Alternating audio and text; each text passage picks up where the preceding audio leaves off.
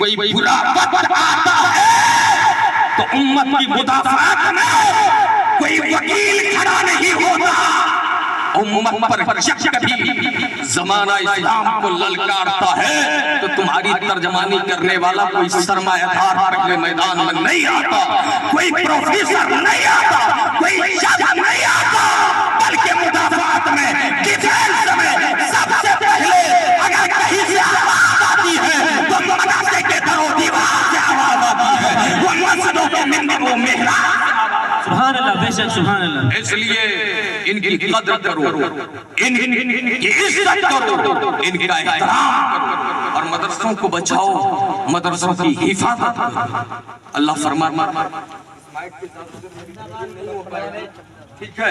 اللہ فرماتا ہے کہ اللہ تعالیٰ نے اپنے حبیب کو کن میں بھیجا؟ امیین میں بھیجا. کن میں بھیجا؟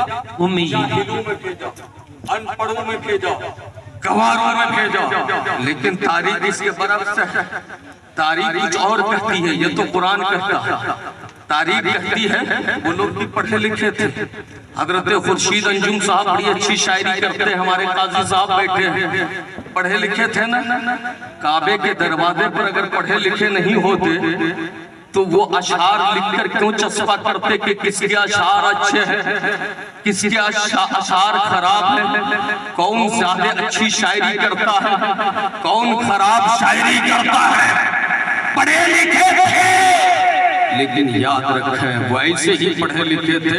میں مثال دوں, جیسے کہ مسلمان کا بیٹا پیدا ہوا مسلمان گھر میں, نام ہے عبداللہ, عبداللہ نام ہے, نام ہے محمد علی, نام ہے سید بکر, ابو بکر, علی, اصغر, کچھ بھی, پیدا ہوا اسلام میں, پیدا ہوا مسلمان گھر میں, لیکن کبھی دین نہیں پڑھا, اسلام نہیں پڑھا.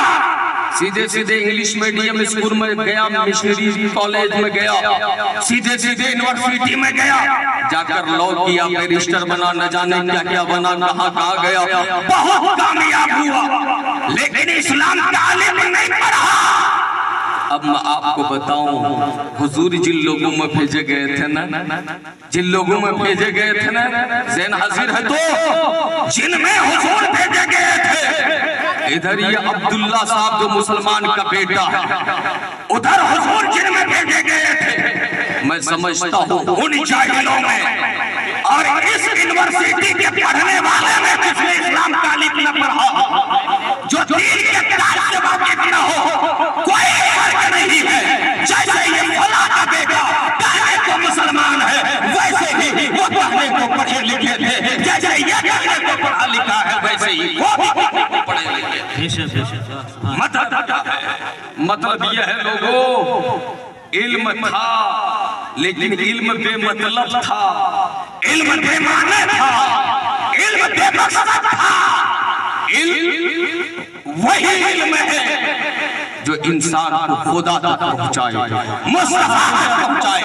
وہی علم ہے جو انسان کو حلال و حرام بتائے, جائز و ناجائز بتائے. ان کے پاس علم تھا لیکن پیارے ان میں جائز و ناجائز کی تمیز نہ تھی. علم تھا, حلال و حرام کا فرق نہیں تھا. علم تھا, حق و باطل کی تفریق نہیں جانتے تھے. ایسے ہی بلا تمثیل مجھے کہنے دیا جائے کہ علم تھا لیکن وہ علم بیکار تھا, اس لیے اس علم کو جہالت سے اسلام نے تعبیر کیا. وہ علم کرامت ہے جس علم کی روشنی میں انسان اچھائی اور برائی کو سمجھ لے, خیر و شر کو سمجھ لے, صحیح و غلط کو سمجھ لے. اس لیے علم وہی مفید ہے جو مسلمان رہ کر پڑھا جائے, اسلام کے دائرے میں جس علم کو سیکھا جائے. اس لیے کہ انما یخشی اللہ من عبادہ العلماء, اللہ کے بندوں میں علم والے ہی ڈرتے ہیں, اللہ کے بندوں میں علم والے ہی اللہ سے ڈرتے ہیں. کون سا علم والا ڈرے گا بھائی, کون سا علم والا؟ جس کے پاس قرآن کا علم ہوگا وہی نہ ڈرے گا, حدیث کا علم ہوگا وہی نہ ڈرے گا. جو قرآن و حدیث پڑھائی نہیں, جانتا ہی نہیں, وہ اللہ سے کیا ڈرے گا بھائی؟ وہ اسکول کالج کا پڑھنے والا اللہ سے کیا ڈرے گا؟ وہ تو تن بناتا ہوا چلے گا, کرتا ہوا چلے گا.